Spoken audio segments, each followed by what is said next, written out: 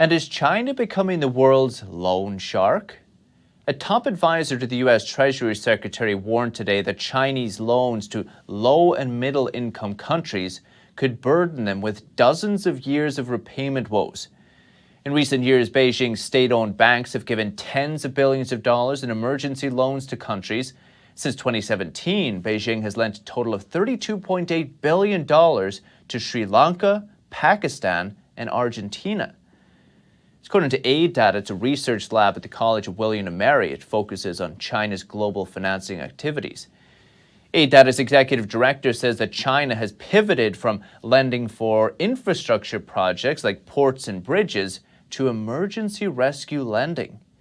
Other countries receiving rescue lending from China included Kenya, Venezuela, Ecuador, Belarus, Egypt, Mongolia, and Ukraine. In fact, about 60% of China's overseas lending is to countries that are in debt distress. It's according to researchers at the World Bank. So again, is China becoming the world's loan shark?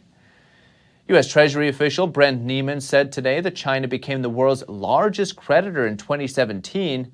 That means the world owes more money to China than it does to the World Bank and the International Monetary Fund combined. China has vastly expanded its portfolio of loans and trade credits, and it's now by far the largest bilateral official creditor in the world. A Boston University research paper says China is becoming an alternative to the Washington, D.C. headquartered International Monetary Fund. It says Chinese lending has led some countries to turn away from the IMF. And one of the major concerns for countries going to China for loans is that when you borrow from Beijing, the terms and conditions of these loans are often not transparent.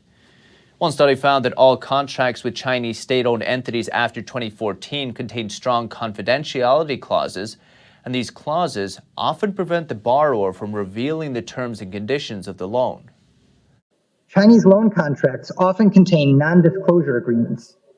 As a result, liabilities to China are systematically excluded from multilateral surveillance or restructuring efforts. And often debt-distressed countries aren't able to pay them back. Over 40 countries each owe debt to China equivalent to more than 10% of their GDP. That's a big slice of their total economy. Even so, the countries have to repay the debt to China one way or another. Beijing could just take your natural resources, oil or minerals as repayment. Could also take repayment in the form of political cooperation or in geopolitical favors. For example, having countries shift diplomatic recognition from Taiwan to the People's Republic of China. The CCP wants control of the self-governing island. Chinese loan contracts also commonly feature novel clauses that allow Chinese lenders to cancel loans and demand immediate repayment in a wide variety of circumstances. This is a key difference between Chinese loans and IMF loans. The IMF won't demand alternative payments. So why would countries choose China over the IMF? Well, research findings show that the IMF has created discontent among some developing countries by imposing Western-style policy preferences. A former senior IMF economist says the IMF demands sometimes painful reforms to the countries receiving the loans.